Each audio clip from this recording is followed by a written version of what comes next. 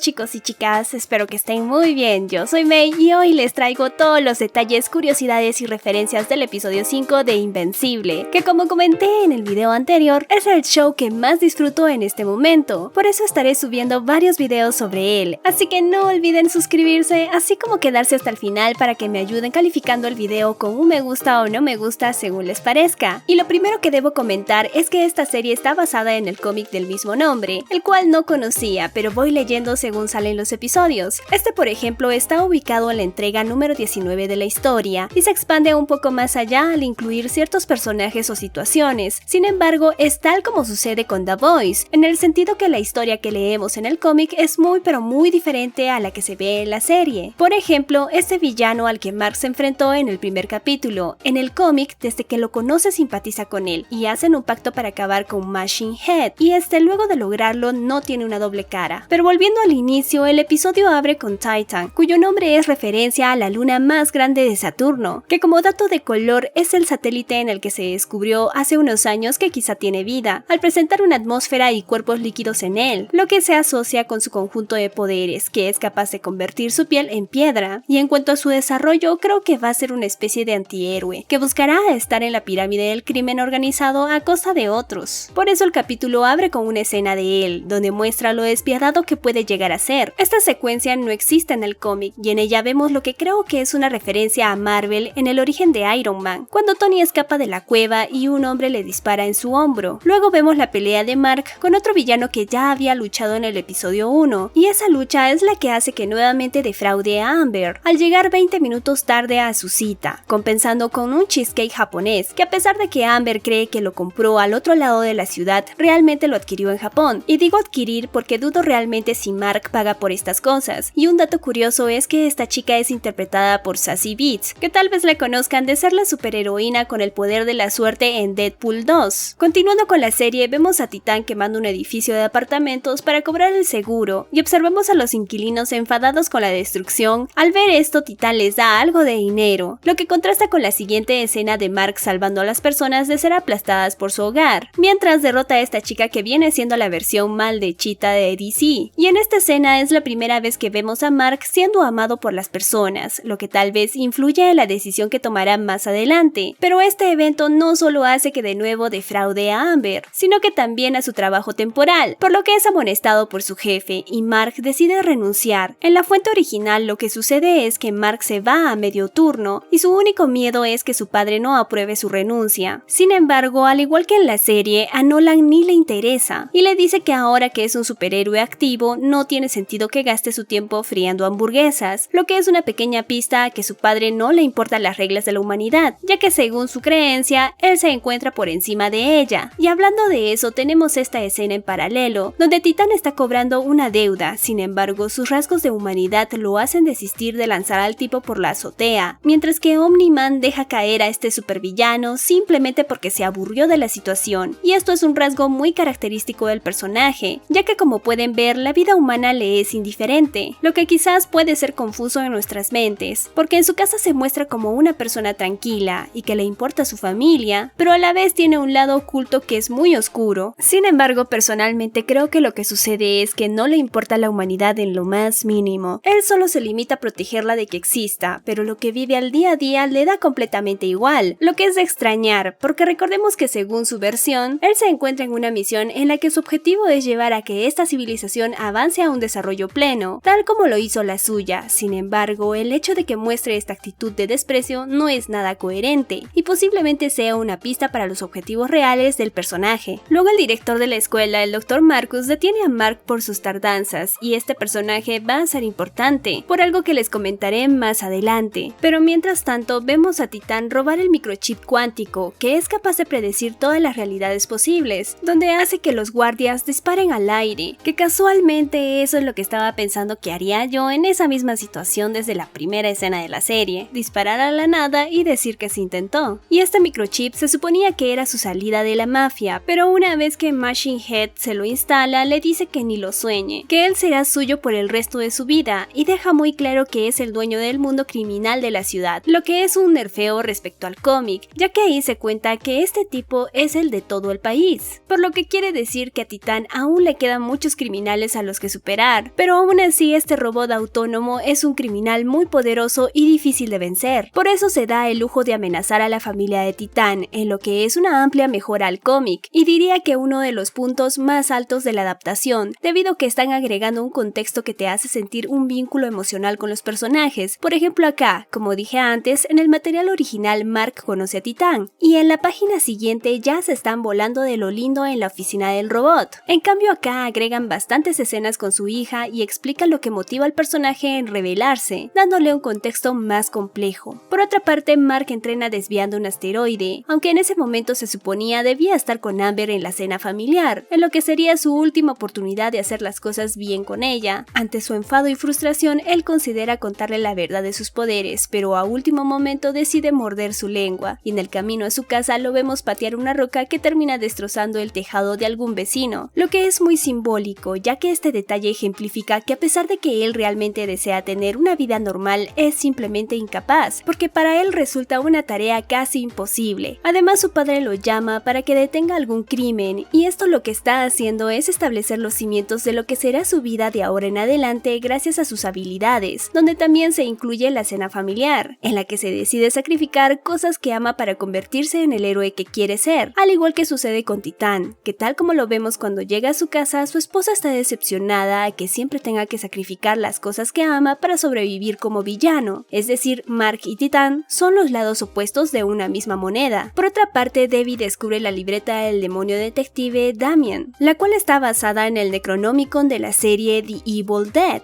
y esta contiene un montón de pistas que incriminan a su esposo. Es por ello que Debbie encuentra con tanta facilidad los trajes de los superhéroes de la Tierra, que son una pista lo suficientemente fuerte para que ella saque todas sus conclusiones, a diferencia del cómic en el que la agencia le cuenta todo el chisme desde el primer momento, por lo que nuevamente un punto más para la serie, ya que me parece adecuado que fuera ella quien juntara todas las piezas. Cortamos a Atom y la vemos discutiendo con sus padres enfurecidos con ella por la ruptura con Rex, lo cual es surrealista, pero nos da una idea de lo mucho que infravaloran a esta chica, especialmente porque según entiendo en estos momentos es la segunda heroína más poderosa de la Tierra, solo por detrás de Omni-Man, especialmente por su capacidad de modificar la materia a nivel anatómico, y es tan subestimada que en el cómic aclara que la razón por la que no usa la máscara en sus trajes es porque aún en su faceta heroica es vista por sus personas cercanas como una chica promedio, pero realmente sus poderes son muy similares a los de la Bruja Escarlata debido a que puede cambiar todo. Por otra parte, esta escena nunca pasó en el cómic, y es uno de los grandes cambios porque Amber y Atom solo hablan en la entrega 31 y termina mal, debido a que Atom siente que Amber se cree superior a ella, mientras que en el show es Amber la que se siente intimidada por Atom. Sin embargo, como esta respeta su normalidad y la admira, son capaces de tener una relación bastante buena, y llegando al final, Mark conoce la operación de Machine Head gracias a Titán, lo cual lo deja bastante sorprendido porque jamás se había imaginado la realidad de las personas que viven ahí, por lo que concluye que si quiere convertirse en un verdadero héroe debe atender estos asuntos también y no solo enfocarse en los más grandes, sin saber que realmente Titán lo está utilizando, lo que su padre sí es capaz de ver y lo señala desde un inicio al sospechar de la historia de este, pero se limita nuevamente a dejar en claro que a él solo le interesan las amenazas a la Tierra, y si los humanos se están desgarrando uno con otro, ese no es asunto suyo, siempre y cuando el planeta esté bien. Lo que sí es asunto suyo es la preocupación de su esposa, pues deja el panorama de Nolan muy claro cuando sugiere que a veces las personas no son lo que aparentan ser, y luego motiva a Mark para que ayude al Titán, quizás en un intento de que sea diferente a su padre, pues aclara en su discusión que él no conocía nada de la humanidad hasta que conoció a su esposa, lo que le dio la poca calidez y amabilidad que le hemos visto mostrar, porque en la cultura velcro estas cosas simplemente no existen, así que poco a poco vamos descubriendo el personaje. Por otra parte, tenemos una escena de los titanes en su guarida que es bastante reveladora, pues en ella deja muchas pistas de lo que ocurrirá más adelante, porque al parecer la mayoría del equipo no se lo toma en serio, lo que molesta bastante a Black Samson y procede a explicarles de cómo debieron trabajar en equipo para salvar muchas más vidas. Sin embargo, estos solo se burlan de él, lo que le sale muy caro más adelante, y esta pelea pelea que intenta corregir Black Samson es la de la entrega número 9, cuando se enfrentan a los enemigos del Capitán América, la Sociedad Serpiente, con la diferencia de que Mark está en ella, y ante su incompetencia tienen que ser salvados por Atom. Sin embargo, mantienen algunas nociones, porque acá los vemos peleando una gran batalla contra el sindicato de Machine Head, que incluye a Battle Beast, que en el cómic es descrito como el maestro de batalla. A él lo acompañan Magnet Attack, Cursed, que es un arma rusa secreta con poderes de electricidad, Foreigners, que no sé ni qué hace, Magmaniac, que aparenta ser un horno viviente, y por último Terror Tyrant, que tal como en el cómic le dan una paliza a Invencible y a Titán, pero los guardianes llegan para que también Battle Beast les dé una paliza, con la diferencia que luego de esto él se va, al ver que no hay ningún desafío digno y no querer perder más tiempo. En cambio acá vemos a Omni-Man observando todo, incluso cuando su hijo está sufriendo y agonizando en el suelo, y si se preguntan el por qué no intercedió, es debido a que simplemente quería demostrarle a Mark que él tenía la razón en su postura, por lo que sin lugar a dudas ya tenemos al padre del año y nos demuestra una vez más lo malvado que puede llegar a ser. Pero volviendo a la acción, es increíble el impacto que tiene la escena en la que Black Samson es destrozado por Battle Beast, al igual que sucede con la chica monstruo, que la dejan en tan mal estado que hasta el pobre robot se rompe y muestra sus emociones programadas, lo cual no es casual, ya que este personaje parece tener un vínculo muy especial con esta chica. Por eso lo vemos tirar un poderoso rayo láser, y por fin los guardianes por una vez en su historia hacen el trabajo en equipo, logrando eliminar con facilidad a la mayoría del sindicato. Al finalizar, la bestia de batalla abandona el lugar, y efectivamente la chica monstruo y Black Samson están vivos. Y por este recuadro se podría decir que Robot de ahora en adelante va a ayudarla con todo lo que necesite, quizás incluso encontrando la manera de revertir su condición, con la subtrama de los gemelos y este extraño feto que vimos en el episodio anterior, mientras que por otra parte Mark con el tiempo se recuperará y tendrá un momento de muchas explicaciones con Amber, pues recordemos que su última oportunidad definitiva era ayudarla con su labor social, por lo que tendrá que decidir de una vez por todas si le cuenta sobre sus prácticas extracurriculares como superhumano. Por parte de Cecil y su superorganización, los vemos limpiando la escena y removiendo el microchip de probabilidad cuántica de Head Machine. Para el final del capítulo nos revelan que a partir de su sangre están trabajando en un plan de contención para Omni-Man, con la esperanza de encontrarle alguna debilidad, pero mi instinto de guionista de bajo costo me dice que la clave para derrotarlo solo lo sabrá su esposa, y quizá, y solo quizá, en algún momento se una con la agencia para detenerlo, pero por ahora son todo especulaciones. Si disfrutaron el video, no olviden ayudarme con un poderoso like para poder llegar a más personas, y por supuesto quiero mandar un cariñoso saludo a mis Patreons. No olviden que también pueden apoyarme por este medio. Muchísimas gracias a todos por ver este video hasta el final. Nos vemos pronto. Un beso a la distancia. Chao.